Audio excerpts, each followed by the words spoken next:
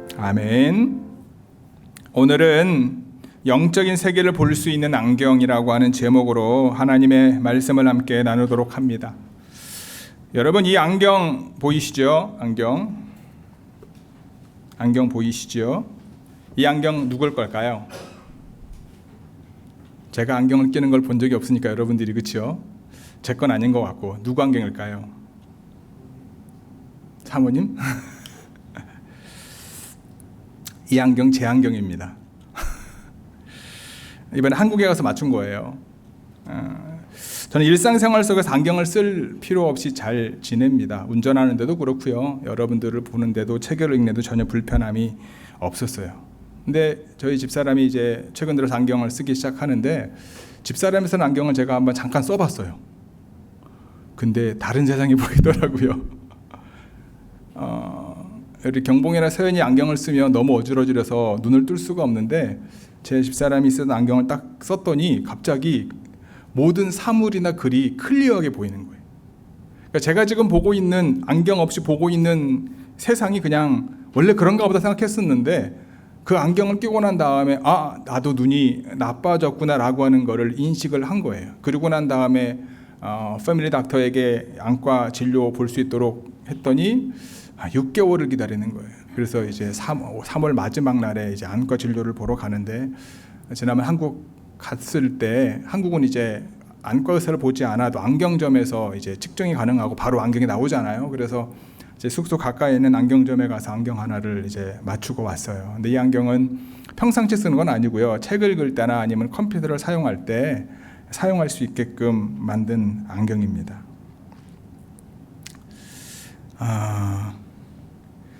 여러분, 우리는 태어나는 순간부터 죽음을 향해 달려갑니다. 갑자기 왜 목사님 죽음 얘기하시나 그럴 텐데, 이건 사실입니다. 우리는 태어나는 순간 언젠가는 다 죽습니다. 우리는 어린 시절에는요, 잘한다, 성장한다 라는 표현을 하고요, 청소년기에는 뭐라고 표현합니까? 성숙한다 라는 표현을 주로 많이 합니다. 그리고 청년기 이후에는 뭐라고 얘기하죠? 늙는다라는 얘기를 합니다. 우리 나이 드신 분들만 늙는다고 말하는 게 아니에요. 요즘은요, 30대, 20대, 30대들도요 그런 얘기를 많이 합니다. 팍상 늙었다는 얘기를 자주 합니다. 근데 이 모든 것을 함축하는 영어 단어가 뭐죠? 에이징이라고 하는 단어잖아요. A-G-I-N-G, 에이징. 우리가 사용하는 자란다, 성장한다, 성숙한다, 늙는다의 끝은 어디죠? 죽음입니다. 그 죽음에는 순서가 없는 걸 우리는 잘 알고 있습니다. 짧지만 때가 되면 하나님께서 우리의 생명을 가져가시면은요, 이 세상의 삶은 끝입니다. 또 다른 영원한 삶이 예비되어 있지만 이 세상에서의 삶은 끝입니다. 나이가 들면서 몸이 약해지고 특히 눈이 나빠지는 것은요, 여러분 정상입니다. 몸이 아프고 눈이 나빠지는 것 때문에 마음 아파하지 마시기 바랍니다. 솔직히 눈이 보이지 않는 분들의 삶을 감히 제가 말씀드릴 수는 없습니다. 짧지만 저희 아버지가 뇌졸중으로 쓰러지신 후에 삶을 며칠 동안 곁에서 지켜보면서 정말 많이 불편하다는 것을 생각하게 됩니다. 앞을 볼 수 있다가 볼 수 없으면은요, 참 삶의 질이 떨어지는 것을 옆에서 보았습니다. 오늘 본문에는요, 누가 요한복음 9장 1절부터 시작된 나면서부터 앞을 볼 수 없는 사람이 갑자기 눈을 떠서 보게 되는 이야기의 결론 부분입니다.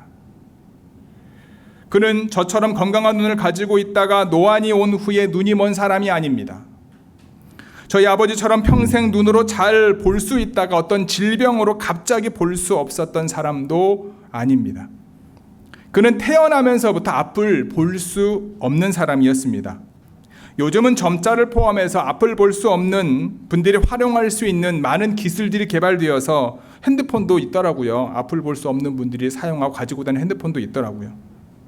하지만 예수님 당시에는요, 앉아서 구걸할 수밖에 없었던, 태어나면서부터 앞을 볼 수 없는 사람이 갑자기 앞을 볼 수 있게 된 내용입니다. 제자들은 구걸하고 있는 그를 바라보면서 무엇이라고 이야기하냐면 예수님, 누구 죄 때문에 저 사람이 볼 수 없는 겁니까? 저 사람의 죄 때문입니까? 아니면 저 사람의 부모님의 죄 때문입니까? 라고 묻습니다.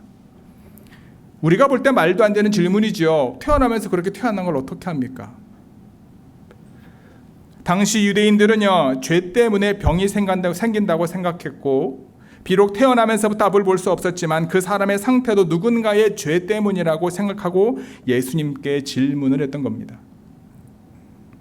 예수님께서는 그 누구의 죄 때문에 그 사람이 앞을 볼 수 없게 태어난 것이 아니라 뭐라고 말씀하시죠? 하나님이 하시는 일을 나타내고자 저 사람이 저렇게 태어났다라고 분명하게 말씀하십니다. 그리고 땅에 침을 뱉으셔서 진흙을 만드셔가지고 그 사람의 눈을 바르시고 뭐라고 말씀합니까? 실로암 연못에 가서 씻어라. 그 사람은 국어를 하던 사람이기 때문에 그에게 엄청난 돈을 주는 것이 그를 돕는 것일 수도 있고요. 그 사람도 그것을 원하는 것일 수도 있습니다. 그런데 갑자기 어떤 사람이 와서 자신의 눈에 진흙을 바른 거예요. 그것을 거부할 수도 있었습니다. 그리고 실로암 못에 가서 자신이 묻힌 진흙을 씻으라는 거예요. 말도 안 되는 거죠. 그 사람의 입장에서 보면 일진이 정말 사나운 일이라 생각하고 욕을 할 수도 있는 상황입니다. 하지만 예수님의 말씀에 순종한 그 사람은요, 실로암 못에 가서 눈을 씻고 씻자마자 그의 눈이 밝아졌다. 문제는 이때부터 발생합니다. 태어나면서부터 앞을 볼 수 없었던 사람이 보게 된 것은 기적 중의 기적입니다. 그렇죠? 많은 사람이 함께 축하하며 그들이 믿고 있는 하나님 앞에 감사 기도해야 되는 것이 정상이죠. 그런데 그 사실을 일단은 믿지 못합니다. 이 사람이 그 사람 맞냐라는 거예요. 그리고 그 치유받은 날이 안식일이기 때문에 안식일에는 하나님도 쉬신다. 그러니까 어떠한 기적도 일어나지 않는다라고 하는 그들의 생각 때문에 그걸 믿지도 못했다라는 거예요. 그리고 심지어 그 일을 행한 사람이 그리고 그 사람 또한 사기 행각을 벌이고 있다라고 생각했었습니다. 그래서 그 사람의 부모를 불러서 추궁하기도 해요. 네 아들이 정말로 태어나면서부터 볼 수 없는 사람이었냐? 재차 확인하지만 분명한 사실은 그는 태어나면서부터 앞을 볼 수 없는 사람이었고 예수님의 말씀대로 했더니 눈을 뜨고 보게 되었다라는 겁니다. 이 사람이 자신의 눈을 뜨게 해준 사람이 하나님으로부터 한 사람임에 대한 확신에 찬 목소리로 증언하자 바리새인들이 그를 내쫓습니다. 그냥 우리 성경에 보면은 그냥 내쫓았다라는 말을 표현하고 있는데 우리가 이제 그 상황을 보고 그리고 그 사람의 부모님의 반응을 보면 예수님을 그리스도라 믿는 사람은요 유대교에서 출교에 해당하는 법을 만들었기 때문에 그 부모님조차도 아들을 변호하지 않거든요. 그 말의 의미는 뭐예요?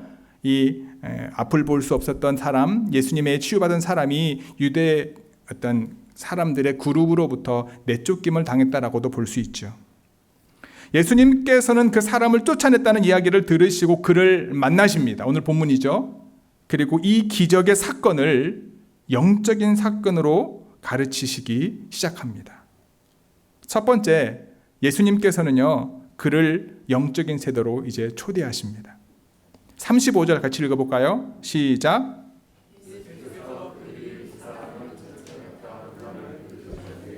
그를 만나사 이르시되 내가 인자를 믿느냐? 내가 인자를 믿느냐? 예수님께서 태어나면서부터 앞을 볼 수 없던 사람에게 무엇이라고 물으셨습니까? 내가 인자를 믿느냐라는 거예요. 여러분, 인자는 누구입니까?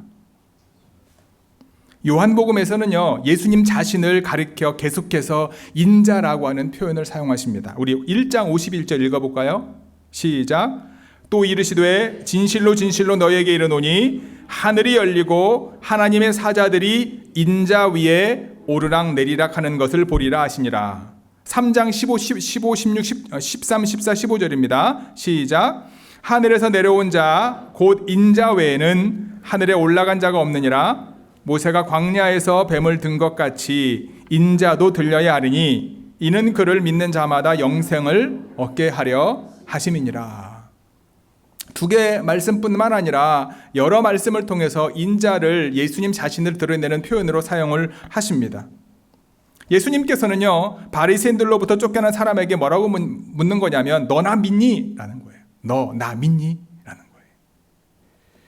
예수님으로부터 치유를 받은 사람을 처음 본 사람들은 아까도 말씀을 드렸던 것처럼 이 사실을 믿지 않았습니다. 그들은 구걸하는 사람과 비슷한 사람이라고 착각했습니다.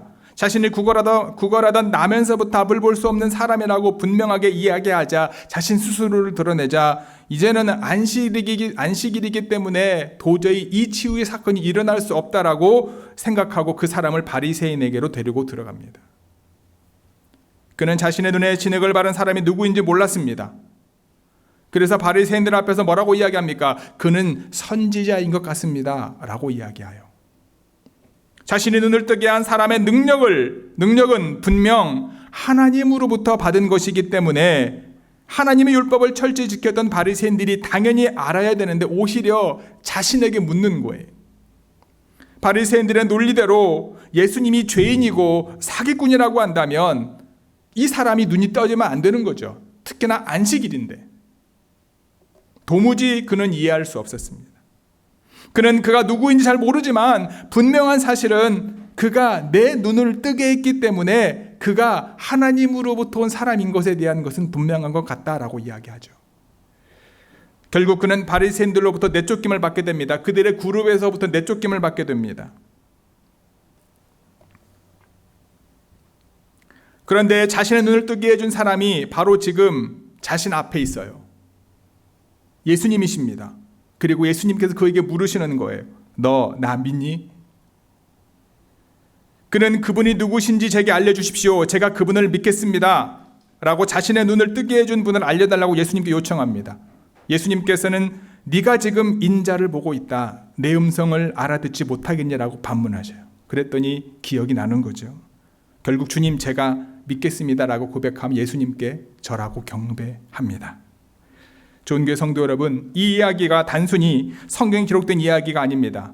오늘도 예수님께서는요, 여러분들의 삶의 매 순간 함께 하시면서 여러분에게 생명력을 주시고 우리가 당연히 여기고 있지만 기적의 삶을 살고 있음을 기억하시기 바랍니다. 그리스도인으로 살면서 불합리한 일을 당할 때마다, 그리스도인으로 살면서 손해를 볼 때마다 예수님께서 우리에게 묻는 거예요. 너 나 믿니? 라는 거예요. 예수님 세상의 정신과 우리의 삶을 채우고 있는 정보들로 인해 우리가 경험했던 예수님의 놀라운 은혜를 잊어버리게 만드는 상황 가운데서 예수님께서는 우리에게 너 나 믿니? 라고 계속해서 묻고 계시는 겁니다. 우리는 이 세상 가운데 영적인 세계로 초대하고 있음을 늘 기억하는 좋은 교회 모든 성도 여러분들이 되기를 주님의 이름으로 간절히 축복합니다. 두 번째는요, 예수님께서는 모든 것을 드러내시기 위해 이 땅에 오셨다라는 거예요. 우리 39절 함께 읽겠습니다. 시작.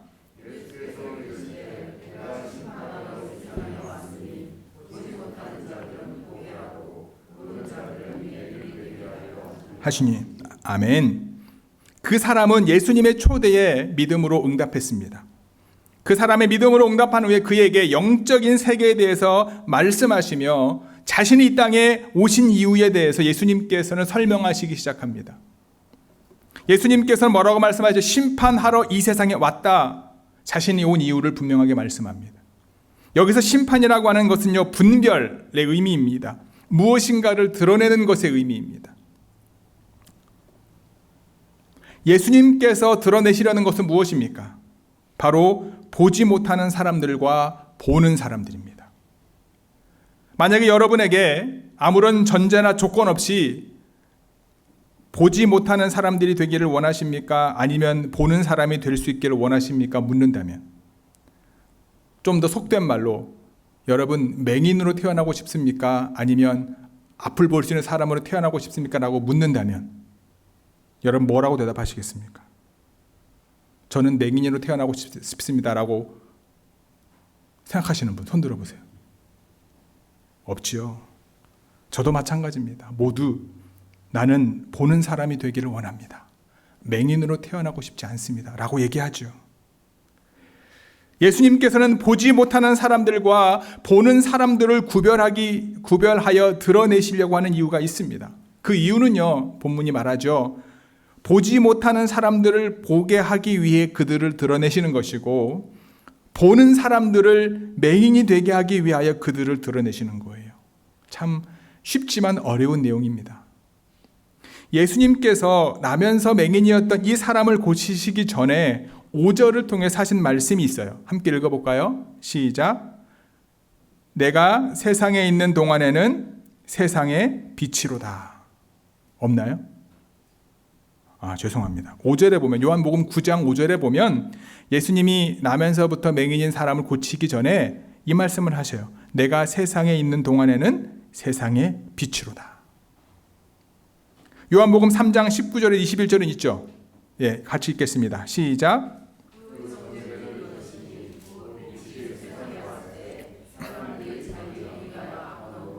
빛보다 어둠을 더 사랑한 것이니라.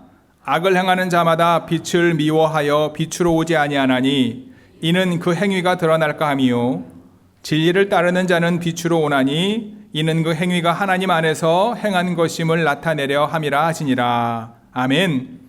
빛으로 오신 예수님께서는 어둠을 사랑하는 사람들의 악한 행위를 드러내셔서 스스로 볼 수 있다고 생각하는 사람들이 빛을 볼 수 없는 맹인이 되게 하셨다라는 거예요. 반면 참된 진리이시고 참된 빛이신 예수님을 따르는, 보지 못하는 사람들이 볼 수 있도록 하나님이 역사하신다는 거예요. 나면서부터 맹인이었던 사람을 예수님께서 고치셨습니다. 그를 보게 하셨습니다. 예수님께서는 그 기적을 영적으로 해석하시면서 말씀하시기 시작하셨습니다. 예수님께서 이 땅에 오신 것은 빛으로 오셨습니다. 빛이 비추면 어둠은 사라집니다. 그런데 빛이 비치면 빛이 없어서 볼 수 없었던 것들을 볼 수 있습니다. 반면에 빛이 두려워 숨어 있었던 것들은요, 더욱 깊은 곳으로 숨어버립니다. 그 이유는 빛으로 인해 자신의 악한 마음이 드러나기 때문입니다. 예수님께서 나면서 볼 수 없었던 사람을 보게 하셨던 것처럼 예수님으로 인해 볼 수 없었던 세상을 보게 될 수 있습니다. 좋은교회 성도 여러분, 예수님으로 인해 새로운 영적 세계를 보고 그분의 우리에게 주시는 영적 세계를 경험하게 되시기를 주님의 이름으로 간절히 축복합니다. 그런데 바리새인들은 사람에게 관심이 없었습니다. 예수님을 만나서 태어나면서부터 볼 수 없었던 사람이 기적을 경험하고 이제 볼 수 있게 된 그 사람에게는 관심이 없었습니다. 그들은 자신들의 율법과 규례에만 관심이 있었습니다. 자신들이 정해놓은 틀 안에서 자신의 원칙을 지키는 것에만 관심이 있었습니다. 그들은 자신의 안경으로 예수님을 바라보고 자신의 안경으로 나면서 볼 수 없었던 사람을 바라보고 있었습니다. 태어나면서부터 볼 수 있었던 그들은 예수님을 통해 볼 수 있는 것을 보지 못하는 맹인이 되었습니다. 매일 저와 여러분들 삶 속에서 우리를 영적 세계로 부르신 예수님의 부르심에 믿음으로 응답하셔서 예수님을 통해 영적 세계를 보고 누리고 경험하는 좋은교회 모든 성도 여러분들이 되시기를 주님의 이름으로 축복합니다. 아멘. 세 번째는요, 예수님 곁에 있었던 사람들은 예수님의 믿음의 세계에 동참하지 않았습니다. 우리 40절 함께 읽어볼까요? 시작.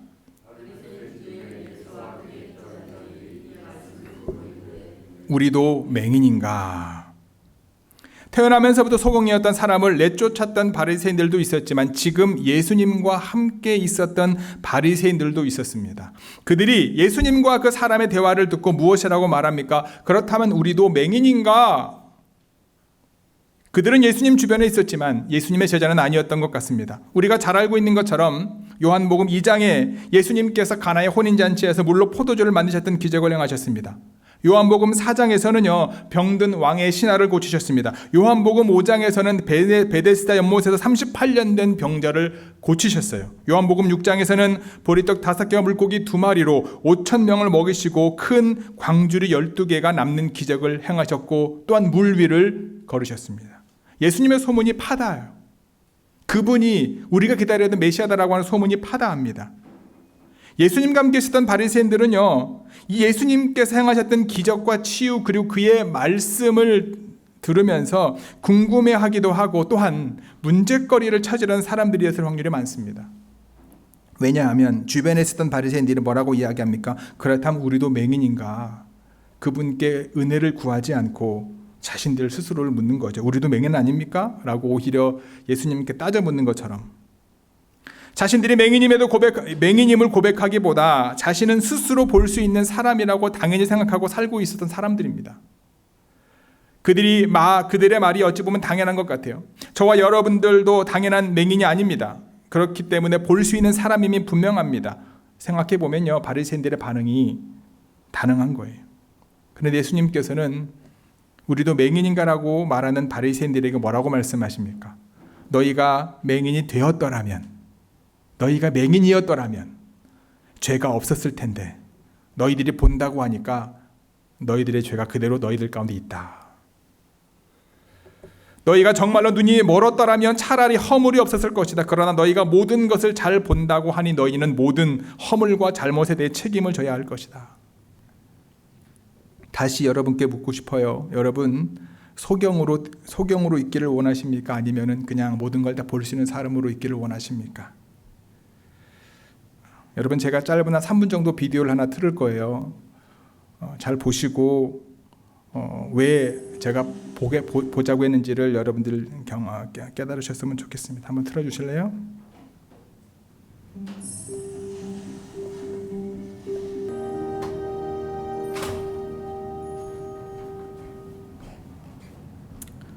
정록생명인 사람입니다. 적색이랑 녹색이랑 구분할 수 없는. 그래서 눈을 가지고 아무리 봐도 다 흑백인 거죠. 그런데 과학적인 발달로 그거를 교정할 수 있는 안경을 쓰니까 우리가 볼 수 있는 컬러풀한 걸 다 볼 수 있는 거예요. 여러분, 유튜브 가면 이런 일들이 흔합니다. 그런 사람들이 우리 주변에는 없어도 되게 많습니다. 근데 지금은 그런 안경들이 개발이 돼서 또는 그들이 우리가 보는 것처럼 똑같은 컬러풀한 세계를 볼 수 있다라고 합니다. 근데 여러분, 제가 이거 보면서 되게 많이 마음이 뭉클했어요. 여러분, 예수님을 통해 세상을 본다는 거, 예수님을 통해 볼 수 있는 영적인 세계가 있다라고 하는 것을 아는 것만큼 얼마나 귀한지 몰라요. 예수님을 통해 보는 영적 세계를 바라보지 못하는 사람들은 지금 어떤 거예요? 안경 끼지 않고 살아가는 것처럼 그냥 흑백의 삶을 나름대로 열심히 산다고 이야기하고 있고, 나 볼 수 있어 걱정하지 마라고 말할지 모르지만 예수님을 통해 볼 수 있는 영적인 세계를 볼 수 없는 거예요. 오늘 본문에 나와 있는 바리새인이 그렇다라는 거예요. 그들은 볼 수 있다고 생각했고 나름 열심히 신앙생활을 한다고 얘기했지만 결국 그들은 예수님을 통해 볼 수 있는 영적 세계를 볼 수 있는 사람들이 아니었다. 하지만 태어나면서부터 볼 수 없다라고 여겼던 그 사람이 예수님을 만나고 예수님으로 인해 치유받게 되어지고 또한 영적으로 하나님 앞에서 그가 온전하게 되어지자 영적인 세계를 볼 수 있는 눈이 열렸다라는 거예요.